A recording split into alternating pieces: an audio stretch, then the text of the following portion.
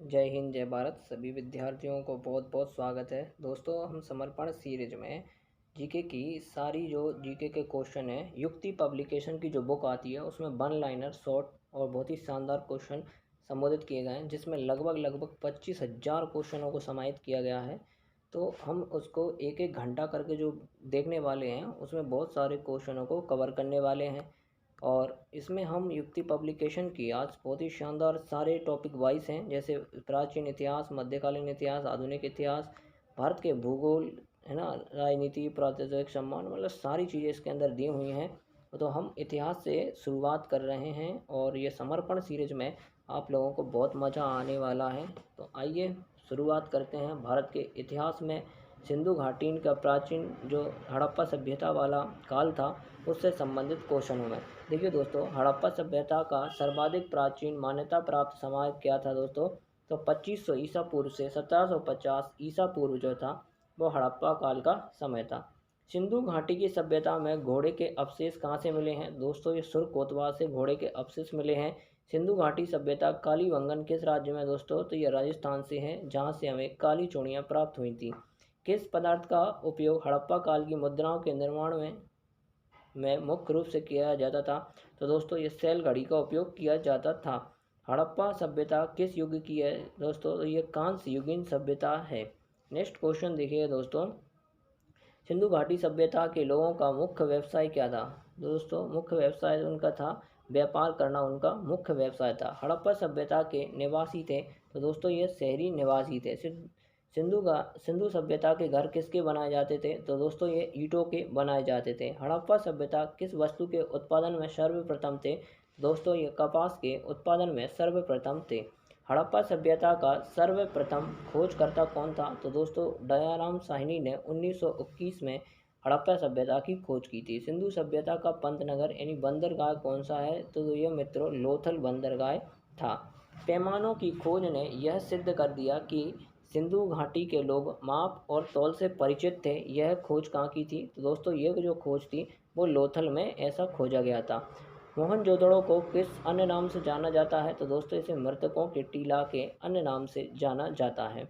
हड़प्पा सभ्यता का प्रचलित नाम था दोस्तों सिंधु घाटी सभ्यता था। कपास का उत्पादन सर्वप्रथम सिंधु क्षेत्र में हुआ। इसे ग्रीक या यूनान के लोग किस नाम से जानते तो दोस्तों तो ग्रीक और यूनान के लोग कपास को सिंडन नाम से जानते थे।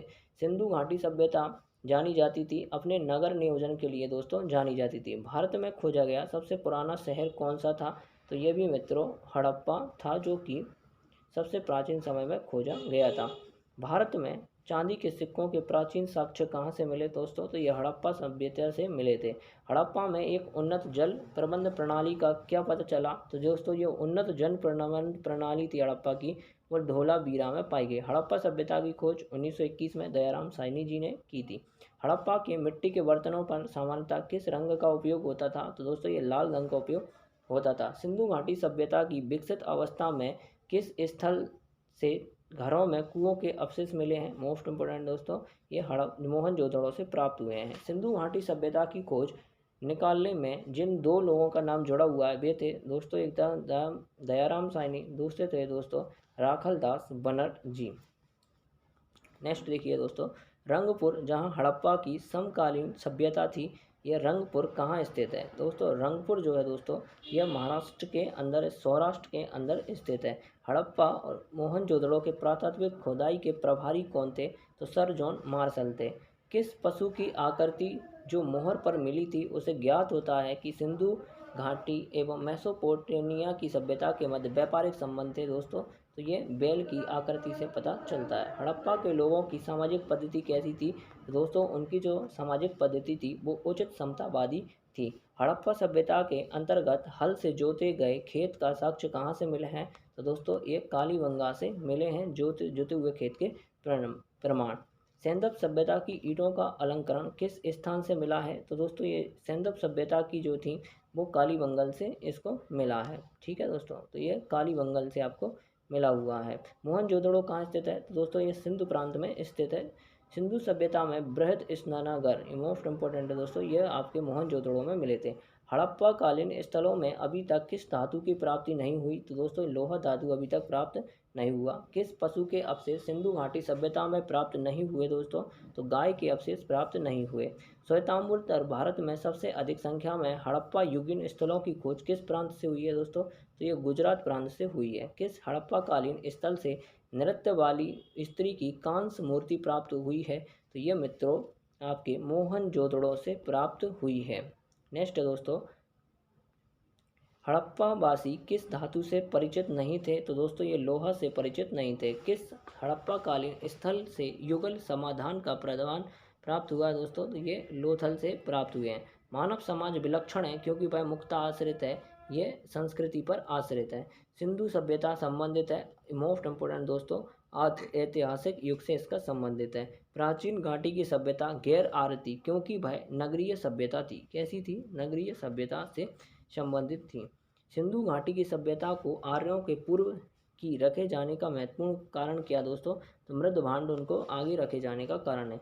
सिंधु घाटी संस्कृति वैदिक सभ्यता से भिन्न थी क्योंकि इसके पास विकसित शहरी जीवन की बुनियादी सुविधाएं थीं। हड़प्पा संस्कृति की जानकारी का मुख्य स्रोत क्या था दोस्तों? पुरातात्विक खुदाई से पता चला था। सिंधु घाटी के निवासियों की सभ्यता को जानने का मूल स्रोत है वहां पाए गए बर्तन, जेवर, हथियार और औजार से इनका पता चलता है। नेक्स्ट क्वेश्चन देखिएगा दोस्तों। नेक्स्ट क्वेश्चन है, भारत में चांदी की उपलब्धता के प्राचीनतम साक्ष्य कहाँ से प्राप्त हुए हैं? तो दोस्तों ये हमें हड़प्पा संस्कृति से प्राप्त हुए हैं। हड़प्पा में मिट्टी के बर्तनों पर सामान्यतः कैसा रंग था? तो ये लाल, पहले भी मैं बता चुका। मूर्ति पूजा का आरंभ कहाँ से माना गया? तो पूर्व आर्यों से माना गया। विशाल स्नानागार ये मोहनजोदड़ो से प्राप्त हुए थे। नेक्स्ट क्वेश्चन देखिएगा, हड़प्पा सभ्यता स्थल लोथल, लोथल कहाँ स्थित है? ये पूछा दोस्तों, तो ये गुजरात के अंदर स्थित है। धोलावीरा किस राज्य में स्थित है? ये भी इंपॉर्टेंट दोस्तों, गुजरात राज्य में स्थित है। कौन सा नगरीय निकाय 3 भागों में विभक्त है दोस्तों? तो ये आपको याद रखना है कि धोलावीरा 3 भागों में विभक्त है। ठीक है दोस्तों, तो ये थी हमारी हड़प्पा सभ्यता वाली संस्कृति के बारे में क्वेश्चन। अब हम देखेंगे इसी में वैदिक सभ्यता के क्वेश्चन। क्या? वैदिक सभ्यता के क्वेश्चन। पूर्व वैदिक या ऋग्वैदिक संस्कृति का काल कब से कब तक माना गया? तो दोस्तों ये 1500 ईसा पूर्व से 1000 ईसा पूर्व माना गया। वैदिक उत्तर वैदिक संस्कृति का काल कब से कब माना गया दोस्तों? तो 1000 ईसा पूर्व से 600 ईसा पूर्व माना गया। आर्य समाज का अर्थ क्या होता था? श्रेष्ठ या कुलीन हुआ करता था।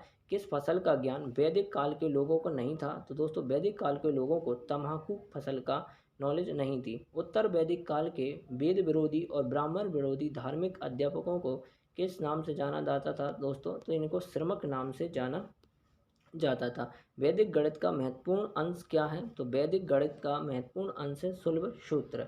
वैदिक युग में प्राचीन वैदिक युग की संस्कृति के बारे में सूचना दी मिलती है तो दोस्तों ये ऋग्वेद से प्राप्त होती है। वेदों की संख्या कितनी है दोस्तों? तो वेदों की संख्या 4 है। भारत में राजची में प्रयुक्त होने वाला सत्यमेव जयते किस उपनिषद से लिया गया है? तो दोस्तों ये मुंडकोपनिषद से लिया गया है। ऋग्वैदिक आर्यों का मुख्य व्यवसाय क्या था? तो दोस्तों ये पशुपालन का मुख्य व्यवसाय था। भारतीय संगीत का आदि ग्रंथ किसे कहते हैं दोस्तों? तो यह सामवेद को कहते हैं। किसे कहते हैं? सामवेद को कहते हैं। नेक्स्ट देखिएगा दोस्तों, कृष्ण भक्ति का प्रथम और प्रधान ग्रंथ है। तो दोस्तों ये कृष्ण भक्ति का प्रथम और प्रधान ग्रंथ श्रीमद् भागवत गीता है। ऋग्वेद में संपत्ति का मुख्य रूप क्या है दोस्तों? तो गोदान है। ऋग्वेद के किस मंडल में शूद्र का उल्लेख पहली बार मिला था दोस्तों? तो यह 7वें मंडल में मिला था। ऋग्वेद में ऋचाओं को पढ़ने वाले ऋषियों को क्या कहते हैं दोस्तों? तो होत्र कहते हैं। ऋग्वेद का संबंध किससे है दोस्तों? तो ईश्वर महिमा से इनका संबंध है। ऋग्वेद में कुल कितने मंडल हैं दोस्तों? तो मंडलों की संख्या 10 है। कुल सूक्तियों की बात करेंगे तो 1028 सूक्तियाँ हैं। कुल ऋचाओं की बात करेंगे तो 10,580 ऋचाएँ हैं। ऋग्वेद में इंद्र के लिए 250 और अग्नि देवता के लिए 200 ऋचाएँ समर्पित हैं। नेक्स्ट क्वेश्चन देखिएगा दोस्तों, सबसे पुराना वेद कौन सा है दोस्तों? सबसे पुराना वेद है ऋग्वेद। और नवीनतम वेद की बात करेंगे तो वो अथर्ववेद है। वो ऐसा इसमें कहा गया है जिसे जादू टोना का ग्रंथ कहा जाता है। नेक्स्ट देखिएगा, इसमें लिखा हुआ दोस्तों, ऋग्वेद, अजुर्वेद और सामवेद को वेद त्रयी यानी कि त्रयी के नाम से जाना जाता है। ये 3 वेद, लेकिन त्रयी के नाम से दोस्तों, त्रयी के नाम से 3 वेदों को जाना जाता है। ये पूछा गया कि त्रयी में कौन सा वेद नहीं आता? तो अथर्ववेद इसके अंदर नहीं आता। किस वैदिक ग्रंथ में वर्ण का सर्वप्रथम उल्लेख मिला है दोस्तों? तो यह ऋग्वेद में मिला है। भारत का सबसे प्राचीनतम धर्म कौन सा है, धर्म ग्रंथ है दोस्तों? तो वो है वेद। अथर्व का क्या अर्थ होता है? जादू टोना। पूर्व मीमांस दर्शन के प्रतिपादक कौन थे दोस्तों? तो ये जैमिनी थे। सबसे प्राचीन पुराण कौन सा है दोस्तों? तो ये आपको याद रखना है, मत्स्य पुराण सबसे प्राचीन ग्रंथ है। ब्राह्मण ग्रंथों में सबसे प्राचीन ग्रंथ कौन सा है दोस्तों? तो ये शतपथ ब्राह्मण सबसे प्राचीन ग्रंथ है। वर्ण व्यवस्था से संबंधित पुरुष सूक्त मूलतः पाया जाता है तो ऋग्वेद के अंदर पाया जाता है। गोपद ब्राह्मण संबंधित है दोस्तों, अथर्ववेद से संबंधित है। उपनिषदों का मुख्य विषय क्या है दोस्तों? तो उपनिषदों का मुख्य विषय दर्शन है। नचिकेता आख्यान का उल्लेख किसमें मिलता है? इंपोर्टेंट क्वेश्चन है दोस्तों, कठोपनिषद के अंदर मिलता है। पुराणों की संख्या कितनी है दोस्तों? तो पुराणों की संख्या 18 है। वैदिक धर्म का मुख्य लक्षण किसकी उपासना से है दोस्तों? तो ये प्रकृति की उपासना से है। इंपोर्टेंट क्वेश्चन, किस देवता के लिए ऋग्वेद में पुरंदर के नाम से जाना जाता है दोस्तों? तो ये आपको याद रखना है कि इंद्र जो है उनको पुरंदर के नाम से जाना जाता है। सुलभ सूत्र किस विषय से संबंधित पुस्तक है दोस्तों? सुलभ सूत्र ज्यामिति से संबंधित बुक है। अस्तोमा सदमय का संबंध किससे है दोस्तों? तो ये ऋग्वेद में मिलता है। आर्य बाहर भारत में बाहर से आए और सर्वप्रथम कहाँ बसे दोस्तों? पंजाब में जाके बस गए। भारत में कौन सा मंडल पूर्णतः सोम को समर्पित है? तो दोस्तों ये नवा मंडल जो है वो सोम को समर्पित है। आपको याद रखना है कि ऋग्वेद का तीसरा मंडल जो है दोस्तों सूर्य भगवान को समर्पित है। प्रसिद्ध 10 राजाओं का युद्ध, दसराज का युद्ध किस नदी के तट पर लड़ा गया दोस्तों? परुष्णी नदी के तट पर लड़ा गया। अभी वर्तमान में इसका नाम रावी नदी है। धर्मशास्त्रों में भू राजस्व की कितना प्रतिशत था दोस्तों या बटा था? तो 1/6 उनकी दर थी। 800 ईसा पूर्व से 600 ईसा पूर्व किस युग से जुड़ा हुआ दोस्तों? तो ये ब्राह्मण युग से जुड़ा हुआ था। आरंभिक वैदिक साहित्य में सर्वाधिक वर्णित नदी कौन सी है? आरंभिक वैदिक साहित्य में सर्वाधिक वर्णित नदी कौन सी है दोस्तों? तो ये आपको याद रखना है, सिंधु नदी सबसे ज़्यादा वर्णित नदी है। ठीक है, सबसे ज़्यादा वर्णित नदी है। उपनिषद काल के राजा अश्वपति कहाँ के शासक थे? तो दोस्तों ये कैकई के शासक थे। ठीक है, अध्यात्मक ज्ञान के विषय में नचिकेता और यम का संबंध किस उपनिषद में मिलता है? तो ये कठोपनिषद में अंदर मिलता है। वैदिक नदी कुंभा, इसे काबुल ये का स्थान निर्धारण है दोस्तों, तो ये अफगानिस्तान से आती है। कपिल मुनि द्वारा प्रतिपादित दार्शनिक प्रणाली कौन सी थी? तो सांख्य दर्शन। सांख्य दर्शन के कौन थे? कपिल मुनि प्रतिपादक थे। भारत के किस स्थल की खुदाई से लौह धातु के प्रचलन की प्राथमिकता का प्रमाण मिले हैं दोस्तों? तो ये अंतरजी खेड़ा से इसके प्रमाण मिले हैं। किस काल में अछूत की अवधारणा स्पष्ट रूप से उदय हुई दोस्तों? तो ये धर्म शास्त्र के काल में जो है अछूत की अवधारणा अवशिष्ट हुई। गायत्री मंत्र का उल्लेख जो है किस पुस्तक में मिलता है दोस्तों? यह ऋग्वेद के अंदर मिलता है। न्याय दर्शन का प्रेरित कौन था दोस्तों? तो न्याय दर्शन के प्रचलित कौन थे? गौतम थे। भारतीय प्राचीन भारत में निष्क के नाम से किसे जाना जाता था? स्वर्ण आभूषण को निष्क के नाम से जाना जाता था। योग दर्शन के प्रतिपादक कौन है दोस्तों? तो यह पतंजलि जी थे। उपनिषद पुस्तक है दोस्तों, उपनिषद पुस्तक है दर्शन पर आधारित। पूर्व वैदिक आर्यों का मुख्य व्यवसाय क्या था? प्रकृति पूजा और यज्ञ उनका प्रमुख कार्य था। चरक संहिता नामक पुस्तक किससे संबंधित है दोस्तों? ये चिकित्सा से संबंधित बुक है। नेक्स्ट देखिएगा, यज्ञ संबंधी विधि विधानों का पता किससे चलता है दोस्तों? तो ये यजुर्वेद से इसका पता चलता है। वैदिक युगीन सभा कहाँ की थी? तो यह मंत्री परिषद की सभा थी। वैदिक युग में प्रचलित लोकप्रिय शासन प्रणाली थी गणतंत्र। कैसी थी दोस्तों? गणतंत्र। सबसे प्राचीन वेद ऋग्वेद, सबसे नवीनतम अथर्ववेद है। कौन भारतीय दर्शन की आरंभिक विचारधारा है? तो यह सांख्य दर्शन है। संख्या, योग, न्याय, वैशेषिक, मीमांस एवं वैदिक, इन 6 भिन्न भारतीय विशिष्ट दर्शनों की स्पष्ट रूप से अभिव्यक्त हुई है, इन्हें बोलते हैं वैदिक रूप से इनको बोला गया है। वह दस्तकारी कौन सी है जो आर्यों द्वारा प्रयोग में नहीं लाई गई कभी भी? तो ये था दोस्तों लोहार। प्राचीनतम व्याकरण अष्ट अध्यायी के रचनाकार कौन है दोस्तों? ये पाणिनि जो है अष्ट अध्यायी के रचनाकार है। इंपोर्टेंट, कौन सी स्मृति प्राचीनतम है? ये क्वेश्चन एसएससी सीजीएल में इस बार ही पूछा गया था कि कौन सी स्मृति प्राचीनतम है दोस्तों? तो ये मनु स्मृति सबसे प्राचीनतम है। आदि काव्य की संज्ञा किसे दी जाती है? तो आदि काव्य की संज्ञा रामायण काल को दी जाती है। प्राचीनतम पुराण कौन सा दोस्तों? मत्स्य पुराण सबसे पुराना है। ऋग्वेद में सबसे पवित्र नदी, इंपोर्टेंट क्वेश्चन है, तो ये सरस्वती नदी को ऋग्वेद में सबसे पवित्र नदी का दर्जा दिया गया। वैदिक समाज की आधारभूत इकाई क्या है दोस्तों? काल या कुटुंब थी दोस्तों। वैदिक युग की प्राचीन संस्था कौन सी थी? विदत थी। कौन सी थी? विदत थी। ब्राह्मण ग्रंथों में सर्वाधिक प्राचीन कौन सा था? शतपथ ब्राह्मण सबसे प्राचीन था। गोत्र व्यवस्था का प्रचलन कब हुआ? तो उत्तर वैदिक काल में इसका प्रचलन हुआ। मनुस्मृति मुख्यतः संबंधित थी, तो दोस्तों यह समाज व्यवस्था से इसका संबंध था। किससे था? समाज व्यवस्था से इसका संबंध था, समाज व्यवस्था से इसका संबंध था।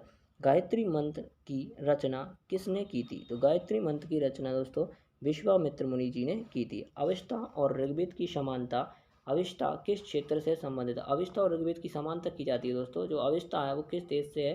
तो दोस्तों ये ईरान का जो है दोस्तों ग्रंथ है। किसका संकलन? ऋग्वेद पर आधारित है दोस्तों, ऋग्वेद का पर आधारित है बिल्कुल दोस्तों। तो वो है, आपको याद रखना है, सामवेद। कौन सा है? सामवेद, आपको याद रखना है।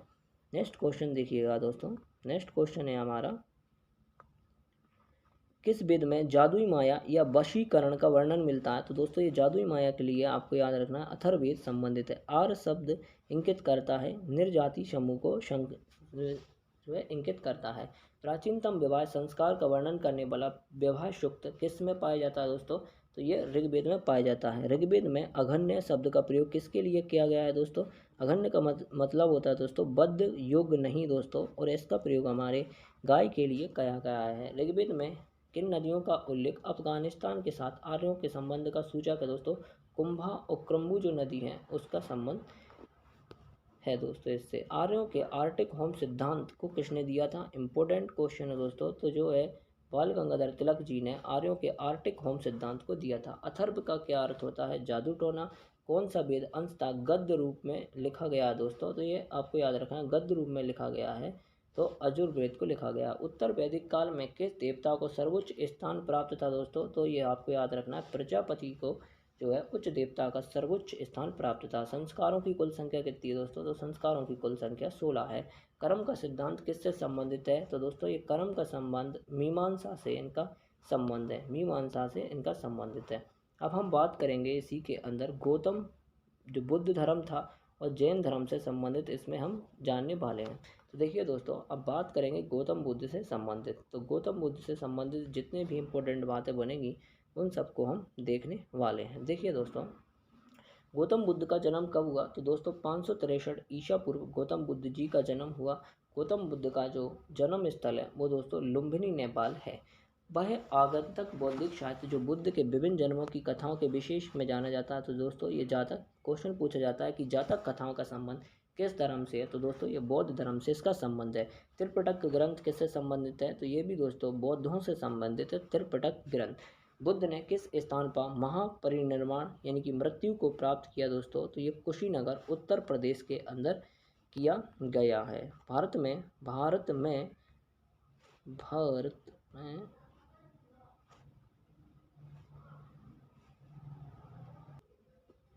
भारत में सबसे प्राचीन बिहार कौन सा है दोस्तों? तो ये नालंदा बिहार है। कौन सा है दोस्तों? नालंदा बिहार सबसे पुराना बिहार है। बुद्ध की मृत्यु के बाद प्रथम बौद्ध संगति कहाँ आयोजित हुई? तो दोस्तों ये महाकश्यप के जिसके अध्यक्ष थे, ये देखिएगा दोस्तों। तीसरी जो है आपको याद है कुंडलपुर जम्मू कश्मीर में कनिष्क के समय हुई थी।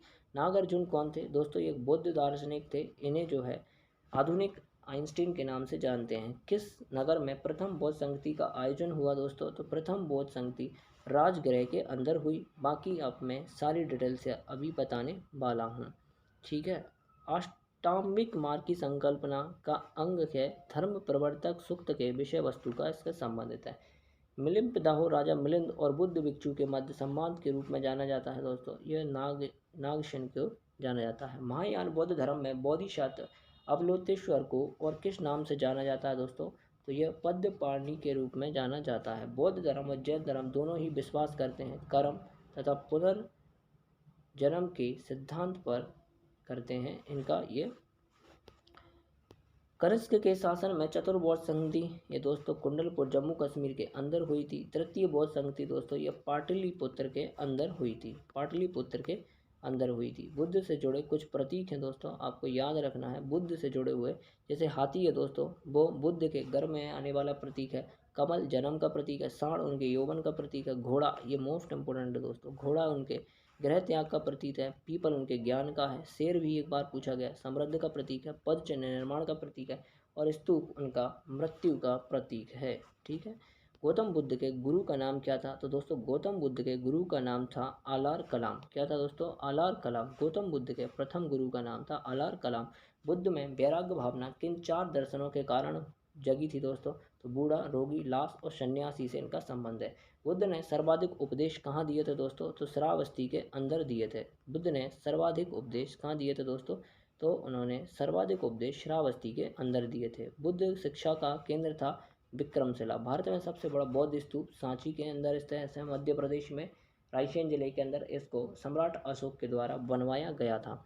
किस शासन ने बौद्धों के लिए विख्यात विक्रमशिला विश्वविद्यालय की स्थापना की थी? तो ये दोस्तों धर्मपाल जी के द्वारा की गई थी। किसके द्वारा तृतीय बौद्ध संगति का संरक्षण प्रदान किया गया दोस्तों? तो यह अशोक के शासन में किया गया। बौद्ध ग्रंथ पिटकों की रचना किस भाषा में हुई है? तो दोस्तों ये आपको याद रखना है, ये पाली भाषा में हुई है। कश्मीर में कनिष्क के शासनकाल में जो बौद्ध संगति आयोजित हुई थी उसकी अध्यक्षता किसने की थी? तो ये वसुमित्र ने की थी। मठ, मंदिर और स्तूप किस धर्म से संबंधित है? तो ये दोस्तों बौद्ध धर्म से इनका संबंधित है। बौद्ध धर्म एवं जैन धर्म दोनों के उपदेश किसके शासनकाल में दिए गए? दोस्तों इंपॉर्टेंट बात है दोस्तों, आपको याद रखना है। तो ये दोस्तों बिम्बिसार के शासनकाल में दिए गए थे। गौतम बुद्ध ने अपना प्रथम उपदेश कहाँ दिया था दोस्तों? तो यह सारनाथ के अंदर दिया था। बौद्ध धर्म ग्रहण करने वाली पहली महिला कौन थी? तो महाप्रजापति गोमती, जिन्होंने बौद्ध धर्म को अपनाया था। बोध गया स्थित है दोस्तों, तो ये बिहार के अंदर स्थित है। जातक ग्रंथ किससे संबंधित है? यह भी मैंने बताया था, तो ये बौद्ध ग्रंथ से संबंधित है। सिद्धार्थ को ज्ञान प्राप्ति कहाँ हुई थी दोस्तों? तो ये बोध गया के अंदर हुई थी, है ना। सारनाथ में बुद्ध का प्रथम प्रवचन धर्मचक्र प्रवर्तक के नाम से प्रख्यात है। बौद्ध धर्म ने समाज के किन 4 वर्णों का महत्वपूर्ण प्रभाव डाला? महिला, शूद्र और घोड़ा। महिला और शूद्र पर उन्होंने महत्वपूर्ण प्रभाव डाला। बुद्ध के गृह त्याग का प्रतीक है, अभी मैंने बताया था, ये घोड़ा उनके गृह त्याग का प्रतीक है। गौतम बुद्ध द्वारा भिक्षुणी संघ की स्थापना कहाँ की गई? तो दोस्तों ये कपिलवस्तु में की गई थी भिक्षुणी संघ की स्थापना। प्रथम शून्यवाद का प्रतिपादन किसके शासनकाल में हुआ दोस्तों? तो ये नागार्जुन के शासनकाल में हुआ था। किस शासन के शासनकाल में नेपाल में बौद्ध धर्म का प्रचलन हुआ दोस्तों? तो ये अशोक के शासनकाल में हुआ। इन्होंने श्रीलंका में भी अपने पुत्र महेंद्र और उनकी पुत्री को बुद्ध धर्म के प्रचार के लिए भेजा था। सांची क्यों प्रख्यात है? तो दोस्तों यह सबसे बड़ा बौद्ध स्तूप के लिए प्रख्यात है। किस भाषा का प्रयोग ज्यादा बौद्धवाद के प्रचार के लिए किया गया? तो दोस्तों ये पाली भाषा के लिए इसका प्रचार प्रसार किया जाता था। नेक्स्ट क्वेश्चन देखिएगा दोस्तों, आपको याद रखना, महावीर स्वामी का जन्म कहाँ हुआ? ये इंपॉर्टेंट है दोस्तों। तो महावीर स्वामी का जन्म कुंडलग्राम के अंदर हुआ था। ये क्वेश्चन बनता है दोस्तों, किसे एशिया की रोशनी यानी लाइट ऑफ एशिया के नाम से जाना जाता है? तो दोस्तों ये हमारे गौतम बुद्ध जी को जाना जाता है। बुद्ध के जीवन की घटना को महाविनिष्क्रमण के रूप में जाना जाता है, उसको क्या कहते हैं? गृह त्याग की स्थिति कहते हैं। गौतम बुद्ध की माँ किस वंश से संबंधित थी? तो दोस्तों ये गौतम बुद्ध की माँ कोलीय वंश से संबंधित थी। किस राजा के एक अभिलेख से सूचना मिलती है कि शाक्य मुनि बुद्ध का जन्म लुम्बिनी से हुआ? तो दोस्तों ये अशोक के शिलालेख से प्राप्त होते हैं। ठीक है दोस्तों, महात्मा बुद्ध ने अपना पहला धर्म प्रवर्तक किस स्थान पर दिया? तो दोस्तों ये सारनाथ के अंदर दिया था उन्होंने। नेक्स्ट क्वेश्चन देखिए दोस्तों, बुद्ध ने सर्वाधिक उपदेश कहाँ दिए थे दोस्तों? श्रावस्ती के अंदर दिए था। बुद्ध का जन्म किस क्षत्रिय गोत्र में हुआ था? तो यांत्रिक क्षत्रिय गोत्र में हुआ था। महावीर की माता का नाम क्या था दोस्तों? तो महावीर की माता का नाम त्रिशला था। महावीर का मूल नाम क्या था? वर्धमान इनका मूल नाम था। महावीर की मृत्यु कहाँ हुई थी दोस्तों? तो ये पावापुरी में हुई थी। जैनियों के पहले तीर्थंकर कौन थे दोस्तों? तो कुछ टोटल जो है इसमें दोस्तों 24 तीर्थंकर हुए, जिसमें प्रथम थे ऋषभदेव और 24 इसमें पूरे हुए थे। जैन परंपरा के अनुसार महावीर जो थे वो कौन से तीर्थंकर थे? तो वो 24वें तीर्थंकर थे। जैन धर्म के अनुसार सृष्टि की रचना एवं पालन पोषण सार्वभौमिक सत्य से हुआ है। नेक्स्ट क्वेश्चन देखिएगा। नेक्स्ट क्वेश्चन है दोस्तों, जैन समुदाय में प्रथम विभाजन के श्वेतांबर समुदाय के संस्थापक कौन थे? दोस्तों एक था श्वेतांबर, तो श्वेतांबर समुदाय के संस्थापक स्थूलभद्र थे। जैन तीर्थंकर पार्श्वनाथ द्वारा प्रतिपादित 4 महाव्रतों में महावीर स्वामी ने 5वें महाव्रत के रूप में किसे जोड़ा दोस्तों? तो ये ब्रह्मचर्य को जोड़ा था। भगवान महावीर का प्रथम शिष्य कौन था? तो जमाली ये उनका प्रथम शिष्य था। त्रिरत्न, सम्यक धारण, सम्यक चरित्र, सम्यक ज्ञान किस धर्म से संबंधित है? तो दोस्तों ये जैन धर्म से संबंधित है। दिलवाड़ा के प्रसिद्ध मंदिरों का निर्माण किसने करवाया था दोस्तों? तो ये चालुक्य वंश के सोलंकी राजा ने करवाया था। श्यानबाद सिद्धांत किससे संबंधित है दोस्तों? तो ये भी आपको याद रखना है कि ये जो है वो जैन धर्म से इसका संबंध है, जैन धर्म से इनका संबंध है। कौन सबसे पूर्वकालीन जैन ग्रंथ कहलाता है? दोस्तों ये 14 पूर्व कहलाता है। जैन जैन साहित्य को कहा जाता है आगम कहा जाता है। जैन ग्रंथ में कल्पसूत्र की रचना किसने की थी दोस्तों? तो ये भद्रभाहु ने की थी। अनेकतावाद किसका क्रोन सिद्धांत है दोस्तों? तो ये जैन मत से इनका संबंधित है। महान धार्मिक घटना महामस्तिष्क अभिषेक किससे संबंधित है, किसके लिए है? और दोस्तों ये बाहुबली से संबंधित है। प्रथम जैन महासभा का आयोजन कहाँ हुआ था दोस्तों? जैन सभा का तो ये पाटलिपुत्र में हुआ था। द्वितीय जैन सभा का महाआयोजन वल्लभी के अंदर हुआ था। जैन साहित्य का संकलन किन भाषा में हुआ दोस्तों? तो प्राकृतिक और अर्धमागधी भाषा में हुआ था। बौद्ध कौन बुद्ध के जीवन काल में ही संघ प्रमुख होना चाहता था? तो दोस्तों ये देवदत्त होना चाहता था। हेलियोडोटस का बेस नगर अभिलेख संबंधित है दोस्तों, ये केवल वासुदेव से संबंधित है और ये मध्य प्रदेश के विदिशा में स्थित है। अजीबक संप्रदाय के संस्थापक कौन थे? इंपोर्टेंट क्वेश्चन है दोस्तों, ये मखमली घोषाल अजीबक संप्रदाय के संस्थापक थे। भागवत संप्रदाय के विकास में किसका योगदान सर्वाधिक रहा दोस्तों?